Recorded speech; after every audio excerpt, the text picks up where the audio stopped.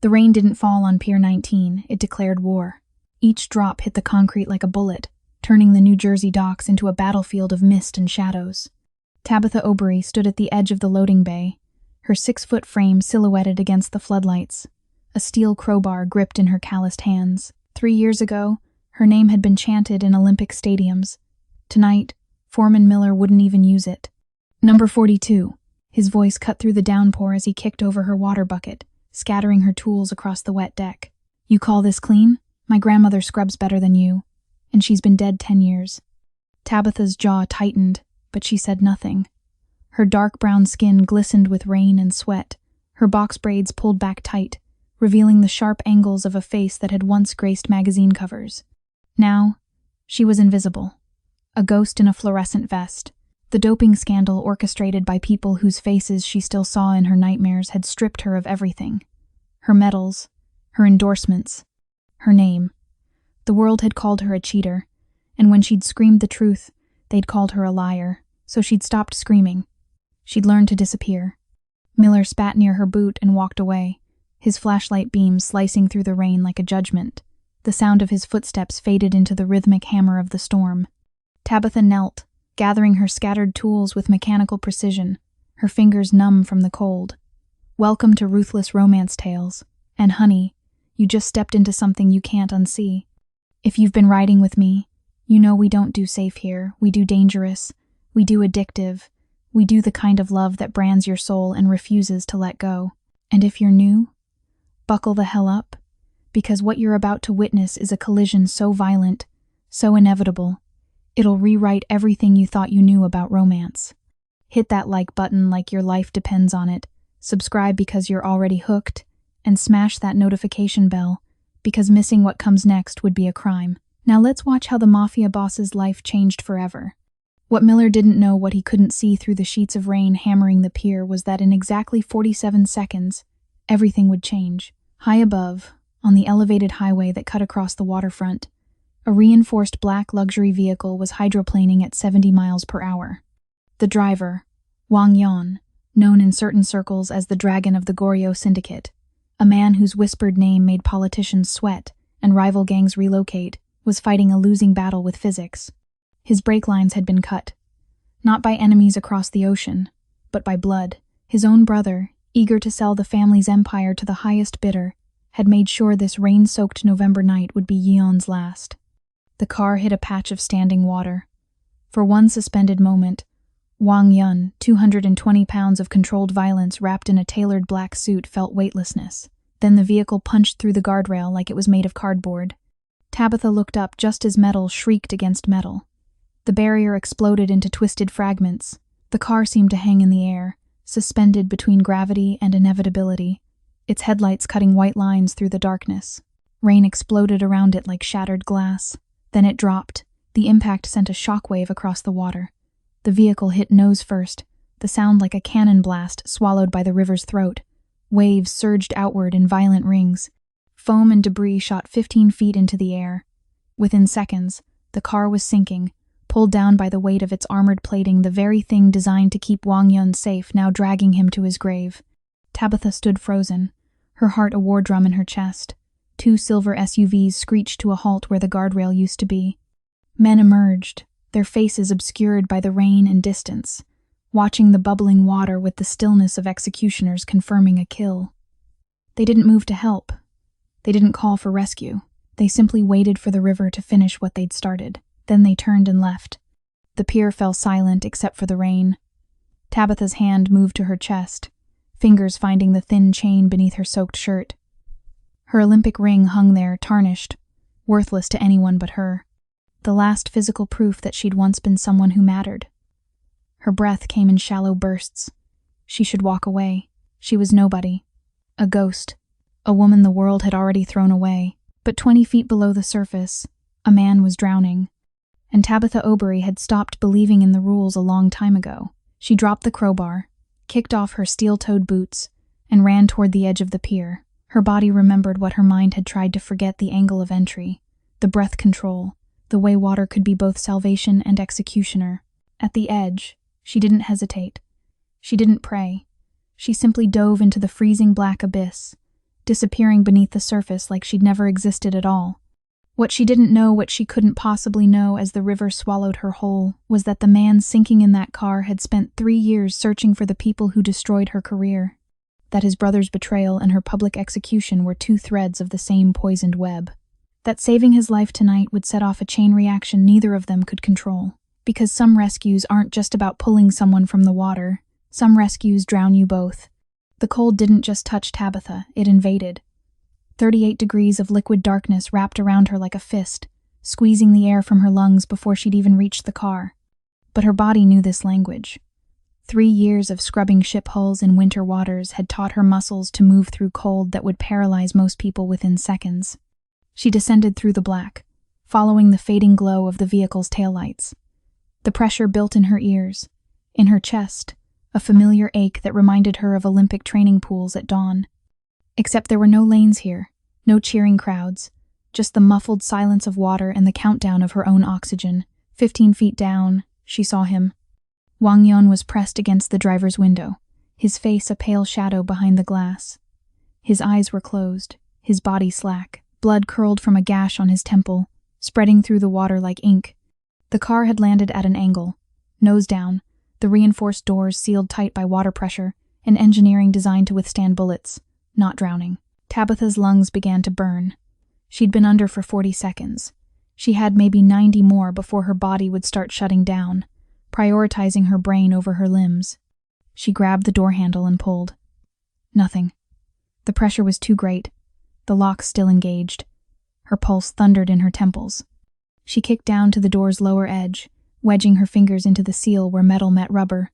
The crowbar was gone, left on the pier in her sprint to the water. All she had were her hands and the physics she'd learned working the docks. She planted her feet against the car's frame and pulled with everything she had, shoulders that had propelled her through water faster than any woman in Olympic history, core muscles that had held her body parallel to the surface for 400 meters without faltering. The seal groaned. The rubber tore slightly. Not enough. Her vision started to tunnel. 70 seconds underwater. Her body screamed for air, but Tabitha had spent her entire athletic career learning to ignore her body's screams. She repositioned, found a better angle, and pulled again.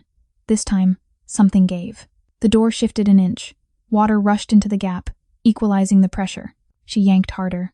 The door flew open with sudden violence, and the force sent her tumbling backward through the water. She righted herself, fighting against the current of air bubbles escaping the vehicle's interior. Wang Yun's body began to drift forward, pulled by the water pouring into the car. Tabitha grabbed him. Her arms wrapped around his chest from behind, locking beneath his arms. 220 pounds of dead weight. In training, they'd taught her to never attempt a rescue like this, you'd drown with them. But training had been designed for people who played by the rules. She kicked upward. Her legs burned. Her lungs felt like they were filled with fire instead of air. The surface was impossibly far, a faint shimmer of lighter black against absolute darkness. Yun's body was an anchor, pulling her down even as she fought upward. The chain around her neck caught on something, his collar. A button, she felt it snap. Felt her ring slip away into the depths. No time to care. No air to waste on regret. Her head broke the surface behind a cluster of barnacle-covered pylons, hidden from the pier. She gasped, dragging in air that tasted like diesel and rain. Yun's head lolled against her shoulder, still unconscious. She pulled him onto a narrow maintenance ledge, a rusted platform she'd used countless times during hull inspections. She laid him flat and pressed her palms to his chest. 30 compressions. Fast and hard, the way she'd been taught. His ribs flexed beneath her hands. She tilted his head back, pinched his nose, and breathed into his mouth. Once, twice, nothing. Again. 30 compressions, 2 breaths. His body convulsed. River water erupted from his mouth, and he rolled onto his side, choking and gasping. His eyes flew open, dark, fierce, utterly disoriented. They locked onto hers. For 3 seconds, neither of them moved.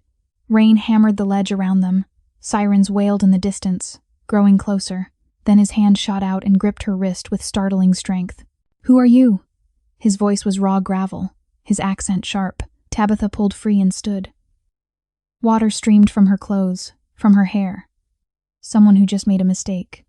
She dove back into the river before he could respond, disappearing into the maze of support beams and shadows beneath the pier. By the time the police boats arrived with their searchlights cutting through the rain, the ledge was empty except for an unconscious Korean man in a destroyed suit and the distant echo of sirens. Wang Yon pressed his hand to his chest, still gasping, and felt something tangled in the torn fabric of his shirt. He pulled it free. A thin gold ring on a broken chain, the metal tarnished but unmistakable. Engraved on the inside, Tokyo 2021. 400 meters freestyle, T. Obery. Wang Yon woke to the smell of antiseptic and the soft beep of monitors. The private medical facility was silent, except for the rain still drumming against floor-to-ceiling windows. His body ached in places he didn't know could ache, but his mind was sharp, cutting through the fog of painkillers with the precision of a man who'd learned early that vulnerability was a death sentence. He sat up slowly, ignoring the pull of stitches across his ribs. The room was dimmed, all dark wood and leather chairs, comfort designed to make powerful men feel less like patients. His suit, what remained of it, hung in a clear evidence bag on the wall. Ruined, $30,000 reduced to shredded fabric and river stains, but in his hand, cleaned and gleaming under the low light, was the ring. He turned it slowly, reading the inscription for the 100th time, Tokyo 2021. He'd been in Tokyo that summer, conducting business while the world watched the Olympics. He remembered the scandal that had erupted during the swimming events. A young American swimmer, accused of doping. The press had been vicious. The defense had been loud but ultimately silenced. He hadn't paid much attention then. He had ports to secure, politicians to buy, empires to maintain. Now, he pulled up the archived news footage on his phone, the screen filled with images of her, Tabitha Obery, 24 years old at the time, standing before a panel of officials, her face a mask of controlled fury. 6 feet tall, shoulders built for power, her voice steady even as they stripped her titles away. The comments section had been brutal, the kind of brutality that destroyed lives. Yon paused the video on her face. Even in her devastation, there'd been something unbreakable in her eyes, the same look she'd had on that maintenance ledge, soaking wet and fierce, before she'd vanished back into the river. She hadn't asked for payment, hadn't asked for anything. She'd saved his life and disappeared like smoke. The door opened without knocking. His brother entered, all concerned smiles and expensive casual wear. Dae-jung was younger by 3 years, handsome in the way that made people trust him too easily. He carried 2 cups of coffee, playing the role of devoted family. "You're awake." Dae-jung set 1 cup on the side table. "The doctors said you shouldn't be moving yet." "The doctors don't run my schedule." Yon's voice was still rough from the river water. He slipped the ring into his pocket before his brother could see it. "The car? Salvaged this morning. The investigators confirmed brake line failure. Someone tampered with it." Dae-jung's performance of anger was almost believable. "I've already put our people on finding who's responsible." "And the witness?" Yon watched his brother's face carefully. "The person who pulled me out?" Dae-jung's expression didn't change, but Yon caught the micropause, the slight tension in his jaw. "The police found no one. You were alone when they arrived. Maybe you freed yourself before losing consciousness. The trauma can blur memories." Liar. Yon had spent 20 years reading people, learning to spot the spaces between words where truth went to hide. His brother knew something, which meant his brother's people had been watching, which meant the brake line failure wasn't random, and the silver SUVs that had waited at the pier's edge hadn't been concerned bystanders. Perhaps. Yeon took the coffee, let the silence stretch just long enough to make Dae-jung uncomfortable. "The business with the Vanguard Group, where are we on that?" His brother's shoulders relaxed slightly, relieved by the change of subject. "The contracts are ready for your signature. They're offering premium rates for exclusive port access. It's the deal of the decade." "The Vanguard Group." Yeon repeated the name slowly, tasting it. Something about it nagged at him, a connection his mind was trying to make. He pulled up his phone again, ran a quick search. Vanguard Group international shipping conglomerate, but also heavy investors in sports management, Olympic sponsorships, anti-doping agencies, the same agency that had brought down Tabitha Obery. His fingers tightened around the phone. The pieces were starting to connect, forming a picture he didn't like. He looked at his brother, really looked at him, and saw a stranger wearing a familiar face. "I need 72 hours to review the contracts personally," Yeon said. "Don't sign anything until I clear it." Dae-jung's smile faltered for half a second. "Of course. But they're expecting an answer by 72 hours. Yon's tone left no room for negotiation. Now leave. I need to rest. After the door closed, Yon pulled the ring from his pocket again. He made a call to his head of security, a former intelligence officer who could find ghosts if you paid him enough. I need you to locate someone. Tabitha O'Berry, last known location, New Jersey docks. I don't care what it takes. Find her within 24 hours. He hung up and stared at the ring. She'd lost this saving his life, which meant she didn't know he had it, didn't know he was looking for her.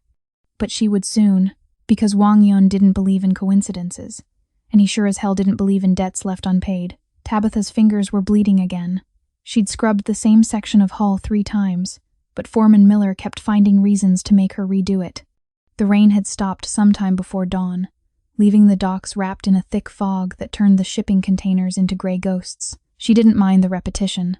The work kept her hands busy and her mind from drifting back to the river, to the weight of a drowning man in her arms, to the moment his eyes had opened and locked onto hers with an intensity that had made her feel seen for the first time in 3 years. She'd left her ring behind. The only thing her mother had given her before cancer had taken her voice, then her breath, then everything else. The ring that had hung around Tabitha's neck through every race, every victory, every moment of her old life. Gone now. Somewhere at the bottom of the Hudson, mixed with silt and forgotten things. Number 42. Miller's voice cut through the fog. You got a visitor. Tabitha looked up, squinting through the mist.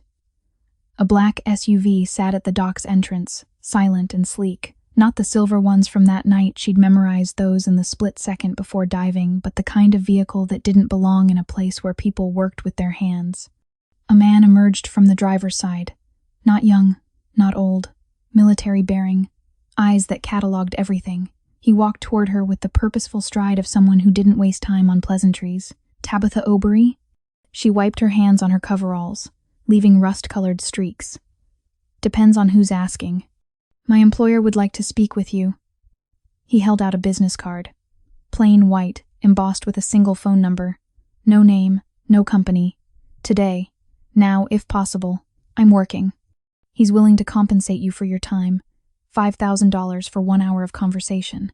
The number hung in the air between them like a hallucination. Tabitha made $8 an hour scrubbing hulls. $5,000 was more than she'd see in 2 months, even working double shifts. Enough to fix the heat in her apartment before winter truly set in. Enough to stop choosing between electricity and food. What does he want to talk about? That's between you and him. The man's expression didn't change, but I can tell you he's not law enforcement, he's not immigration, and he's not a journalist. Whatever happened 3 nights ago stays private. 3 nights ago. So this was about the river. About the man she'd pulled from the water. Every instinct Tabitha had developed in 3 years of surviving on the margins screamed at her to walk away. People with this kind of money, this kind of discretion, were dangerous. They wanted things, and when they couldn't buy what they wanted, they took it anyway. But $5,000. 1 hour, she said. Public place. Already arranged. He gestured toward the SUV. There's a change of clothes in the back. My employer thought you might prefer not to arrive in work gear. Tabitha almost laughed, as if clean clothes could disguise what she was. But she followed him to the vehicle, climbed into the back seat, and found a garment bag waiting. Inside was a simple outfit, dark jeans, a white shirt, a leather jacket. Not fancy, but new, the kind of new she hadn't worn in years. The tags were still attached. Size 8, exactly her size. Her skin prickled. Whoever this employer was, he'd done his research, knew her measurements, knew where she worked, knew she'd been at the pier that night. Despite the darkness and the rain and her disappearing act into the support beams, she should tell the driver to stop, should get out and run. Instead, she changed clothes in the back seat while the SUV pulled away from the docks. The jeans fit perfectly. The shirt was soft against her skin, unmarred by chemical burns or permanent stains. The jacket smelled like leather and possibility. They drove for 40 minutes, leaving the industrial waterfront behind. The city gave way to suburbs, then to estates hidden behind stone walls and iron gates. The SUV turned into a private drive lined with trees still clinging to their autumn leaves. At the end of the drive sat a house that made Tabitha's breath catch. Not a house, an estate. All glass and steel and understated wealth, the kind that didn't need to announce itself because everyone already knew. The SUV stopped at the entrance. The driver opened her door. He's waiting in the study. Straight through the foyer, second door on the left. Tabitha stepped out onto gravel that crunched like broken promises beneath her feet. The front door was already open. Inside, she could see gleaming hardwood floors and art that probably cost more than most people's houses. She walked forward because turning back now would mean admitting she was afraid, and Tabitha Obery had stopped admitting weakness the day the world called her a cheater and refused to hear her truth. The study was all dark wood and leather-bound books, the kind of room designed to make visitors feel small. But Tabitha had learned long ago that physical space was just another arena, and she'd spent her life refusing to shrink for anyone's comfort. Wang Yun stood by the window, his back to her. Even in stillness, he commanded the room. Charcoal suit, perfectly tailored, dark hair swept back.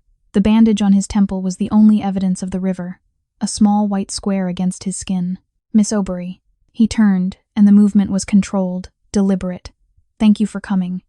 His voice was different from that night, no longer the raw gravel of a drowning man, but smooth, cultured, dangerous in its politeness. He was younger than she'd realized, maybe 35, with features that would have been beautiful if they weren't so carefully neutral. You paid for an hour. Tabitha stayed near the door, maintaining her exit route. The clock's running. A slight smile touched his mouth, there and gone. Direct. I appreciate that. He moved to the desk, picked up something small. I believe this belongs to you. Her ring. The breath left Tabitha's lungs. He'd cleaned it, polished it until the gold shone like it had the day her mother had pressed it into her palm. The chain was new, delicate white gold, nothing like the cheap replacement she'd bought after losing the original. I looked you up, Yeon continued, setting the ring on the desk between them. Tabitha Obery, Olympic gold medalist, 2021 Tokyo Games, 400-meter freestyle. American record holder. Then the doping scandal. WADA found traces of a banned substance in your system after the finals. You maintained your innocence. The appeals process took 8 months. Every single one denied. Is there a question in there? Or are you just reciting my Wikipedia page? The question is why. He leaned against the desk, eyes fixed on her face. Why a woman who lost everything would risk her life to save a stranger? Maybe I'm just stupid. You're many things, Miss Obery. Stupid isn't one of them. He paused. You were training for the 2024 Paris Games when the ban came down. Lifetime suspension. Career over at 24. The coaching staff abandoned you. Sponsors sued for breach of contract. Your apartment was vandalized. Someone spray-painted cheater across your door 3 times before you finally moved. Tabitha's jaw tightened.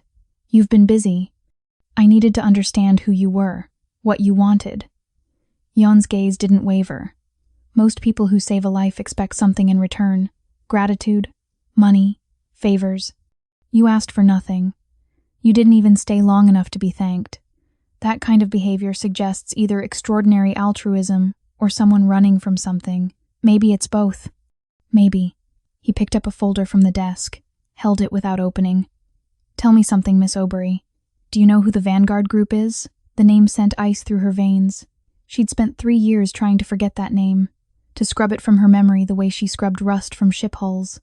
The Vanguard Group, the international conglomerate that had funded the investigation into her supposed doping, the same company whose representatives had sat in the hearing room with satisfied smiles while her life was dismantled piece by piece. I know them. Her voice came out flat, emotionless. Then you know they're expanding into port operations. They've made my organization a very generous offer for exclusive access to our New Jersey terminals. He opened the folder. What you don't know is that my brother is negotiating the deal without my authorization. What you also don't know is that 3 nights ago, someone cut my brake lines. The same night I was scheduled to reject Vanguard's proposal. Tabitha's mind raced, connecting dots she didn't want to see. Your own brother tried to kill you. Family is complicated. His tone suggested this was an understatement. But here's what made me curious. When I started investigating Vanguard's business practices, I found something interesting. Their sports management division has a specific pattern. They identify promising athletes, invest heavily in their careers, then profit from their success. But sometimes, when an athlete becomes too independent, too difficult to control, they orchestrate scandals. Doping accusations are particularly effective, hard to disprove, easy to fabricate. He pulled a photograph from the folder, slid it across the desk. Tabitha's hands shook as she picked it up. The image showed 2 men shaking hands at what looked like a corporate event, one she didn't recognize. The other made her stomach twist. Dr. Marcus Webb, her former team physician, the man who'd administered her vitamin injections the week before the Olympics, the man who'd sworn under oath he'd never given her anything banned, the man who'd disappeared 6 months after her hearing, leaving no forwarding address. This was taken in Seoul last year, Yeon said quietly. Dr. Webb now works exclusively for Vanguard. Very well compensated, I'm told. Private jet, offshore accounts, the works. The room tilted. Tabitha gripped the edge of the desk, her athletic training the only thing keeping her upright. 3 years. 3 years of believing she'd somehow contaminated her own samples, of questioning every meal, every supplement, every moment of those final weeks. 3 years of carrying the shame of a crime she didn't commit. And it had been deliberate, calculated. Someone had injected her with banned substances and then watched her burn. Why are you telling me this? Her voice barely rose above a whisper. Wang Yun's expression shifted, something almost like respect flickering in his eyes. Because the people who tried to kill me are the same people who destroyed you. Because my brother is in bed with an organization that specializes in ruining lives for profit. And because, he pushed the ring toward her, you saved my life without knowing any of this. Which means you're either the most unlucky woman in New Jersey, or fate has a twisted sense of humor. Tabitha stared at the ring, her mother's last gift, then looked up at him. What do you want from me? I want to offer you a choice. He straightened, and suddenly the polite facade dropped, revealing something harder beneath. Something that matched the intensity she'd seen in his eyes on that maintenance ledge. Walk away right now with $50,000 for saving my life. Never see me again. Or, he paused, help me destroy them. All of them. Your doctor, my brother, Vanguard. Everyone who thought they could rewrite our lives without consequences. Tabitha's fingers hovered over the ring, not quite touching it. $50,000. She could disappear with that kind of money. Start over somewhere the name Tabitha Obery didn't carry the stench of scandal. Somewhere she could breathe without the weight of 3 years pressing down on her chest. But disappearing wouldn't give her back what they'd taken. Wouldn't erase the spray paint. Wouldn't silence the voices that had called her a liar when she'd screamed the truth. You don't even know me, she said finally. For all you know, I actually did take those drugs. Did you? The question was simple, direct. No judgment in his tone, just curiosity. No. Then we have something in common. Yeon moved to a small bar cart, poured 2 glasses of water. Not whiskey, not wine, just water. He offered her one. We're both victims of people who think power means they can rewrite reality. Tabitha took the glass but didn't drink. What exactly are you proposing? Information for information. Resources for action. He set his own glass down, untouched. I have access to financial records, surveillance capabilities, connections that can open doors you didn't know existed. What I don't have is someone who understands Vanguard's sports division from the inside. Someone who knows how they operate, who their key players are, how they select their targets. I was their target, not their partner, which makes you more valuable. You've seen their methods firsthand. You know their vulnerabilities. He pulled out another folder, thicker this time. My people have been investigating Vanguard for 2 weeks. We've found irregularities in their port acquisition strategy bribes, forged documents, shell companies, but the sports division is cleaner, almost too clean, because they don't leave paper trails. Tabitha's mind was already working, remembering. Everything happens in person. Private conversations, cash payments, doctor. Webb used to get phone calls on a second cell phone. Always stepped out of the room. The injections he gave me weren't logged in any official medical records. Exactly. Yeon's eyes sharpened with interest. Which means to expose them, we need someone on the inside. Someone they won't recognize as a threat. They destroyed my career. I'm hardly invisible to them. To the sports division, yes. But to the port operations side? He opened the folder, revealing organizational charts. Vanguard keeps their divisions separate.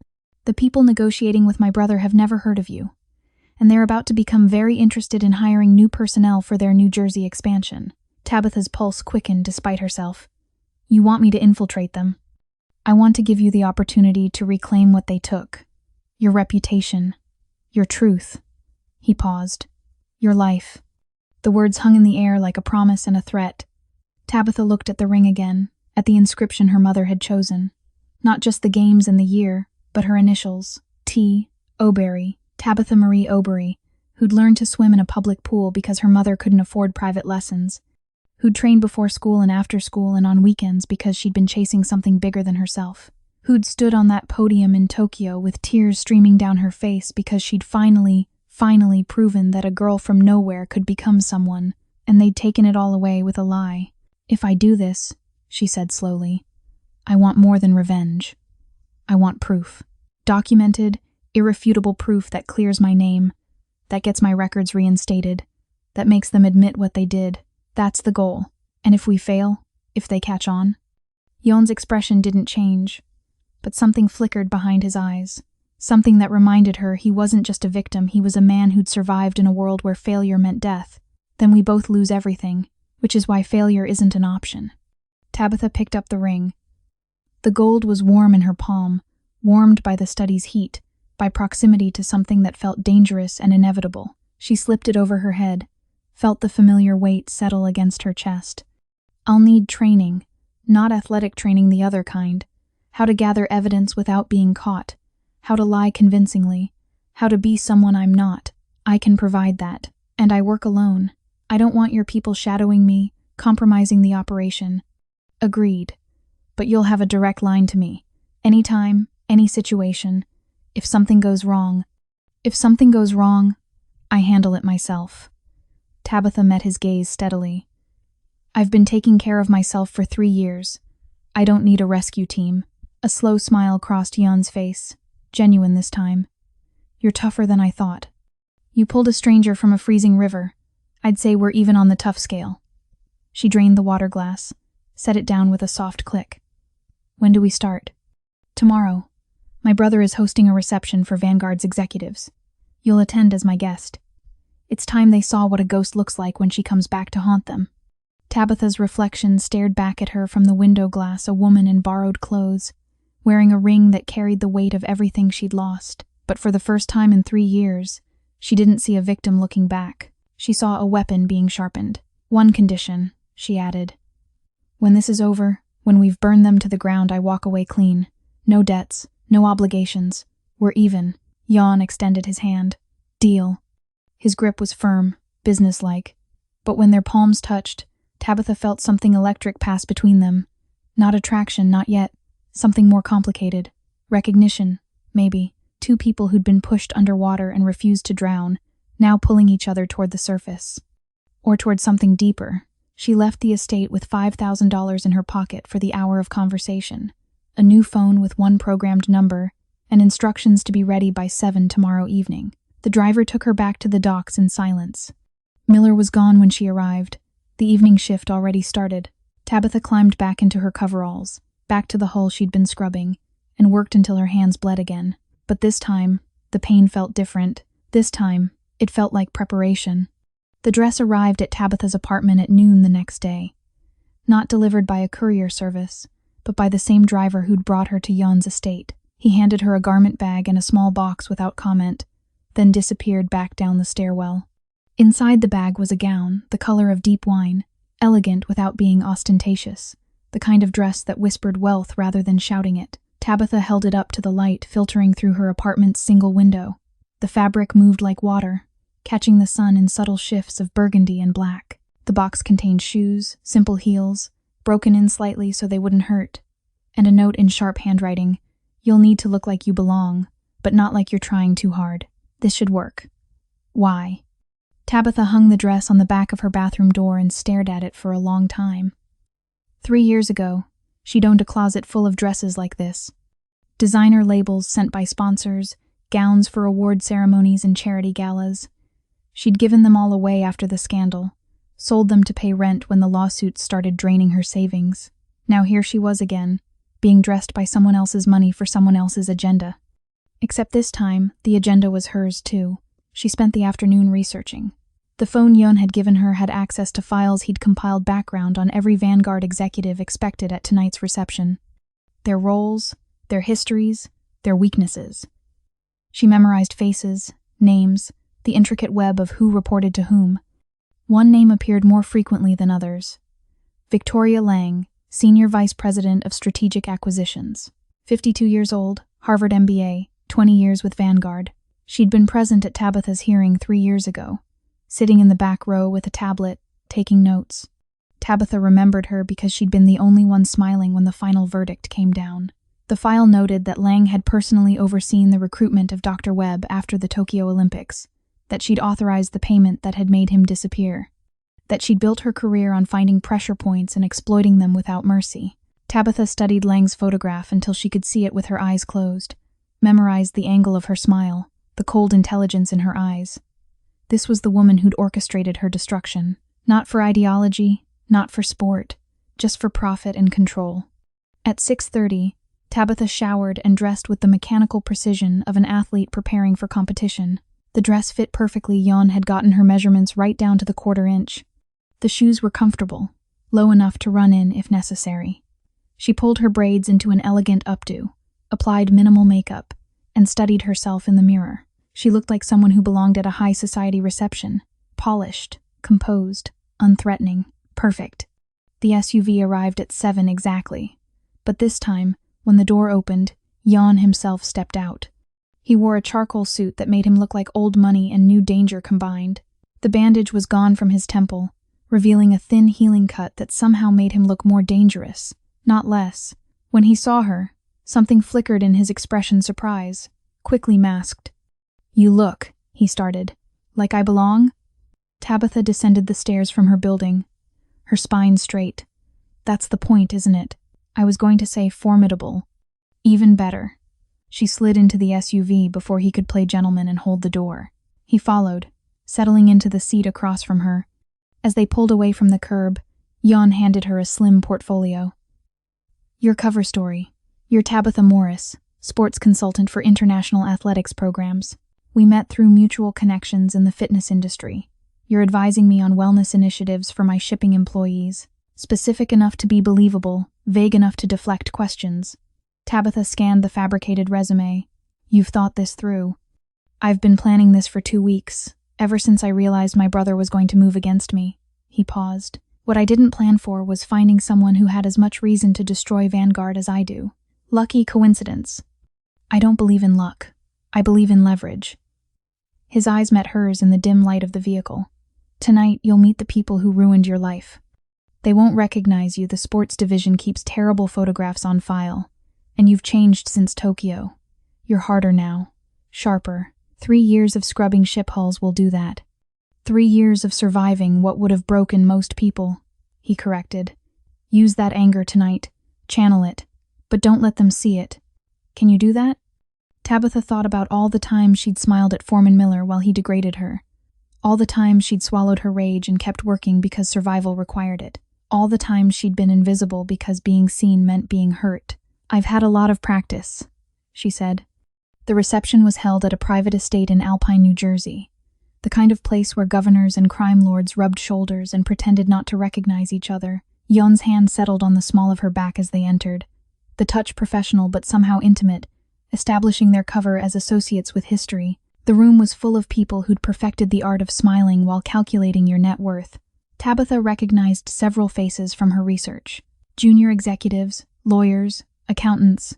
The machinery that kept Vanguard running smoothly while people like Victoria Lang made the decisions that destroyed lives.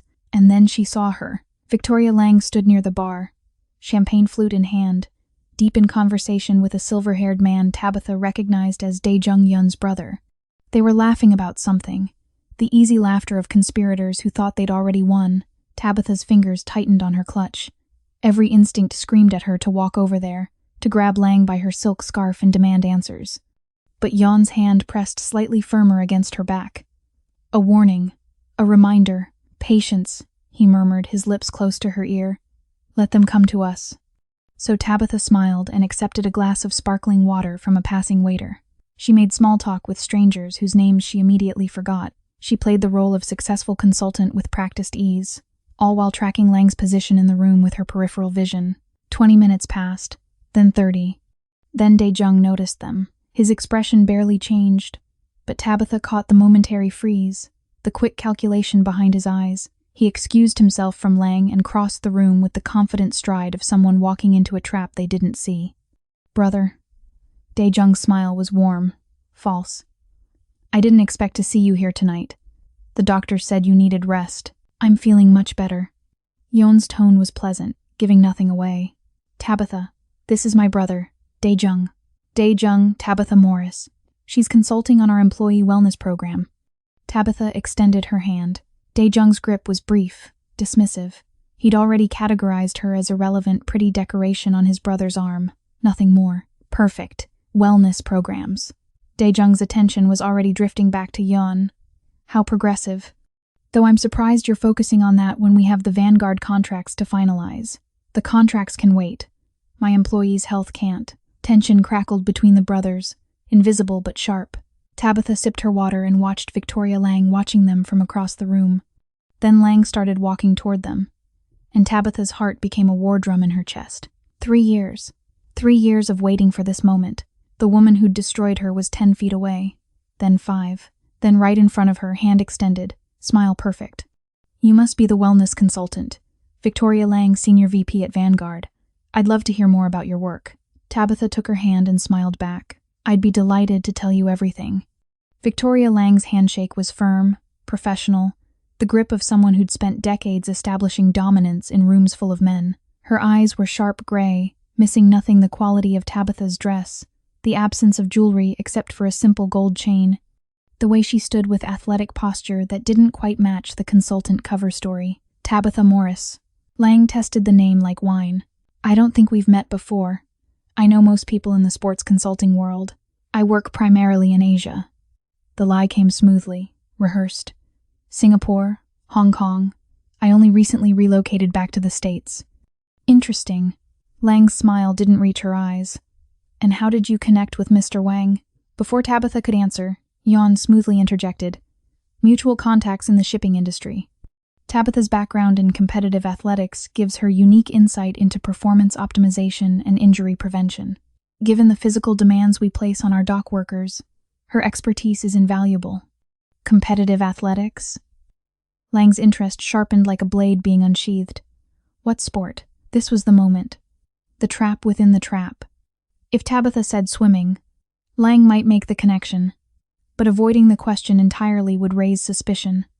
Distance running, Tabitha said, meeting Lang's gaze steadily. Nothing glamorous. College level, some regional competitions. I learned early that my real talent was understanding body mechanics, not breaking records. The lie tasted like ash, denying the one thing she'd been extraordinary at. But Lang's posture relaxed fractionally, losing interest. Distance running was common, forgettable, not worth further investigation. Well, it's refreshing to see companies investing in worker welfare. Lang shifted her attention to Yeon. Though I'm surprised you're pursuing new initiatives when you have such a significant decision pending. Dae-jung mentioned you needed more time to review our port access proposal. 72 hours, Yeon confirmed. I like to be thorough, of course. Lang's smile tightened. Though I should mention our offer has an expiration date. Other markets are showing interest, and our board won't wait indefinitely. Then I suppose we're both working under pressure. The conversation was pleasant on the surface, but Tabitha could feel the undercurrents, threat and counter-threat wrapped in corporate courtesy. Dae-jung hovered at his brother's elbow, his jaw tight. He didn't like Yeon being here, disrupting whatever timeline he and Lang had arranged. If you'll excuse us, Dae-jung said, placing a proprietary hand on Yeon's shoulder.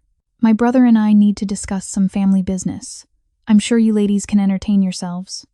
It wasn't a suggestion. Yeon caught Tabitha's eye for a fraction of a second, a warning or an opportunity. She couldn't tell which, before allowing himself to be steered toward a private corner, which left Tabitha alone with Victoria Lang. Men and their territory battles. Lang sipped her champagne, watching the brothers with amusement. Dae-jung is eager to modernize the family business. Yeon is more traditional, resistant to change. Change can be difficult, Tabitha said neutrally. It can also be profitable. Vanguard has helped numerous family operations transition into the modern era. Sometimes the younger generation has better vision than their elders. Lang turned her attention fully to Tabitha. You must understand that dynamic. Working in athletics, the old guard clinging to outdated methods while the sport evolves around them. I've seen it happen. We had a situation a few years ago. Promising young athlete, tremendous potential. But she was being managed by people who didn't understand the business side of sports. Made some poor choices. Trusted the wrong advisors. Lang's tone was conversational, but something in her eyes had sharpened. It ended badly. Such a waste of talent. Tabitha's blood turned to ice. Lang was talking about her. Not by name, not directly, but the message was clear. Even here, even now, Lang was marking her territory, reminding anyone in earshot that Vanguard controlled narratives and destroyed those who challenged them. "What happened to her?" Tabitha asked, her voice steady despite the rage building in her chest. "Oh, the usual. Doping scandal. Lifetime ban. She claimed innocence, of course. They always do." Lang waved a dismissive hand, but the evidence was irrefutable. Her own doctor testified against her. Sometimes people simply can't handle the pressure of elite competition. They make desperate choices and then can't live with the consequences. The room tilted slightly. Lang was rewriting history in real time, turning Tabitha's destruction into a morality tale about weakness and poor judgment, and she was doing it with absolute confidence, because she believed Tabitha O'Berry was safely buried, erased, forgotten. "That must have been difficult," Tabitha managed. "For everyone involved, not really. We moved on quickly, found new talent to invest in, athletes with better character and judgment." Lang checked her watch. A delicate piece that probably cost more than Tabitha's entire year of dock wages. "Sports is a business, Miss Al. Morris. Sentiment has no place in it. The successful understand that. The failures blame everyone but themselves." Across the room, raised voices. Tabitha looked up to see Dae-jung gesturing sharply, his face flushed. Yeon stood perfectly still, his expression unreadable. Their private conversation had attracted attention. Other guests were starting to notice. Lang sighed. "Family drama. How tedious. If you'll excuse me, I should intervene before they make a scene." She glided away, leaving Tabitha standing alone with a glass of water and 3 years of compressed fury threatening to crack through her carefully maintained composure. Then her phone buzzed. A text from Yeon. "Second floor. Third door on the right. Now." Tabitha moved through the crowd like smoke, her athletic training making her movements smooth and unremarkable. She found the stairs, climbed quickly, located the door. It opened into a small library, dark wood and leather chairs, empty except for Yeon, who stood by the window with his phone in his hand. "What happened?" she asked. "My brother just made a mistake." Yeon turned, and his expression was carved from stone. "He thinks I'm weak because I survived his murder attempt. He just offered to buy me out of the family business entirely. Suggested I retire to recover from my trauma. Let me guess. Victoria Lang was very supportive of this idea. She's already drafted the paperwork. They expected me to sign tonight." He showed her his phone screen a contract, already populated with figures and signatures. Only his line remained blank. "They're moving faster than I anticipated. Because they're scared you'll find out the truth about the break lines." "Exactly." Yeon pocketed the phone. "Which means we don't have 72 hours. We have maybe 48 before they force the issue or try to eliminate me again." Tabitha moved to the window, looked down at the party below. She could see Lang and Dae-jung in conversation, their body language relaxed, confident. They thought they'd already won. "Lang talked about my case," Tabitha said quietly. "Didn't use my name, but she was talking about me. Called it a cautionary tale about athletes who can't handle pressure. She's rewriting history. She's been rewriting it for 3 years. Tabitha turned from the window. "I want to accelerate the timeline. Whatever you're planning, we do it now. Tomorrow at the latest." "That's aggressive." "That's necessary. They're moving. We need to move faster." She paused. "What's your endgame here, Yeon? What happens when we expose them?" He was quiet for a long moment, and in that silence, Tabitha saw something shift in his expression.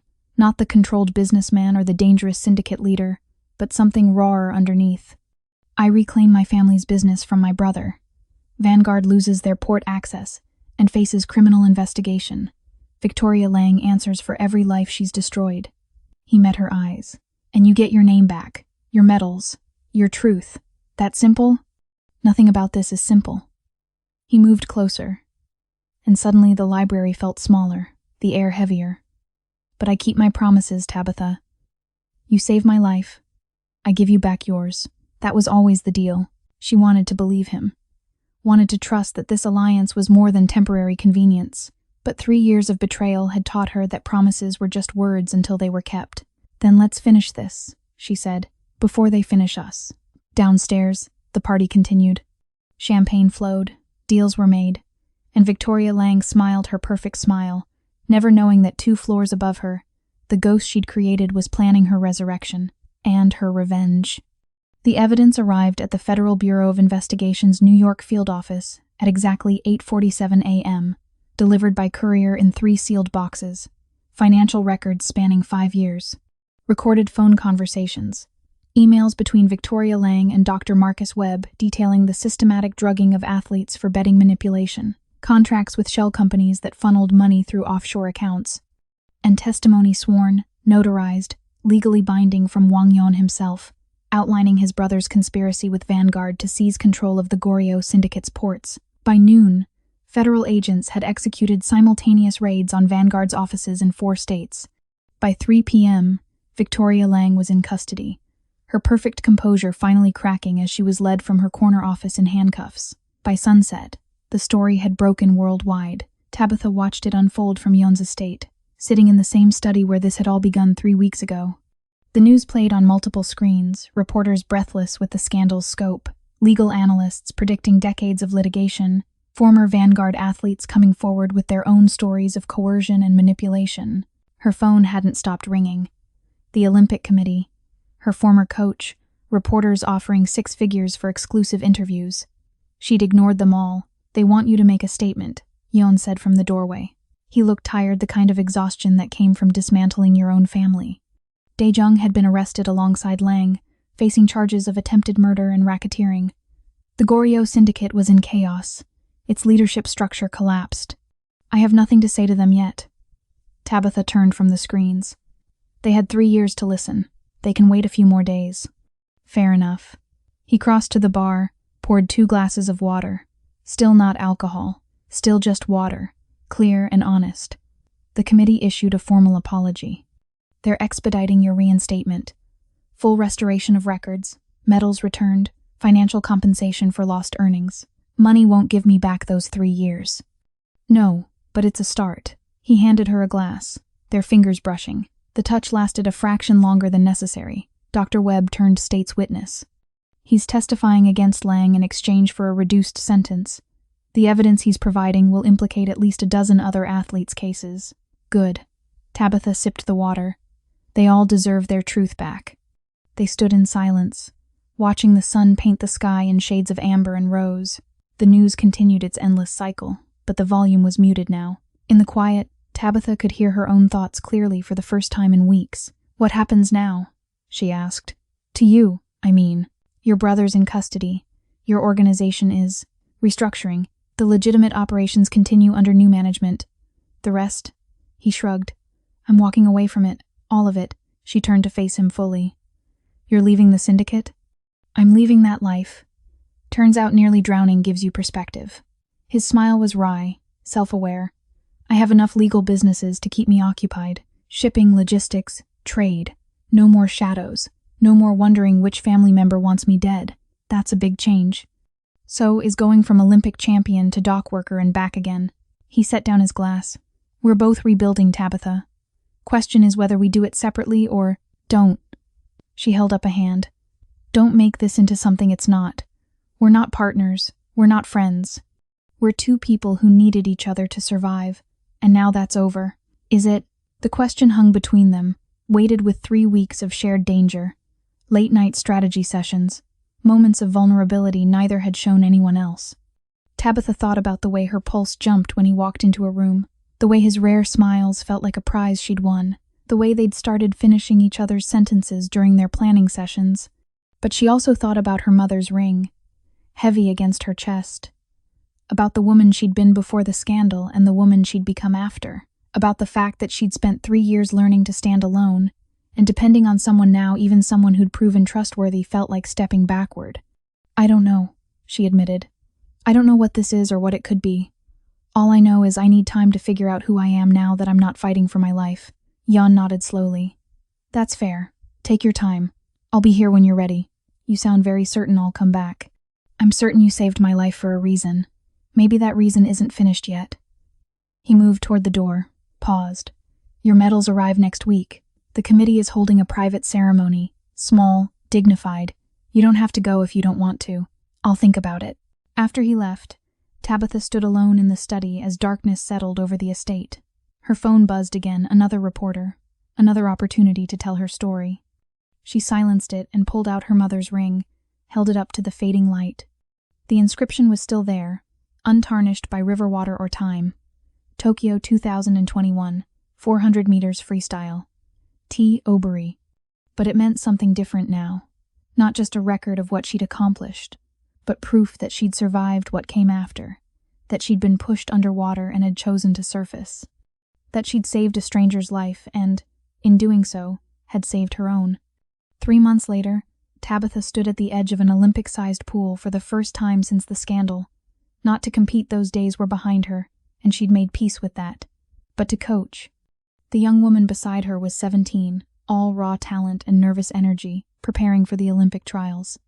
"Remember," Tabitha said, adjusting the girl's goggles, "swimming isn't about being perfect. It's about choosing to keep moving forward even when the water tries to pull you under." The girl nodded and dove in, her form clean and powerful. Tabitha watched her cut through the water with the efficiency of someone who'd been born for this, and felt something unfurl in her chest. Not envy, not regret, just quiet pride that she could give someone else what had been stolen from her, the chance to chase greatness without fear. Her phone buzzed. A text from Yon. "Coffee tomorrow? No agenda. Just 2 people who refused to drown." Tabitha smiled and typed back, "Tomorrow. But I'm buying. We're even now." His response came immediately. "We were never even, and that's okay." She pocketed her phone and turned back to the pool, where her student was executing a perfect flip turn, powering through the water like it was made of light instead of resistance. Sometimes you have to drown before you learn how to breathe again. Sometimes the people you save end up saving you right back.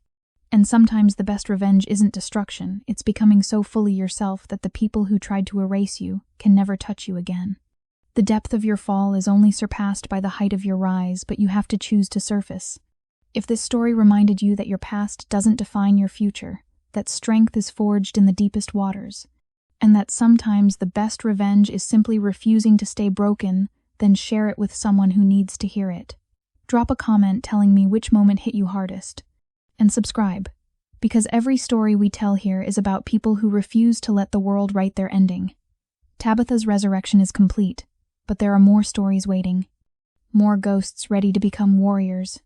And honey, you won't want to miss what comes next.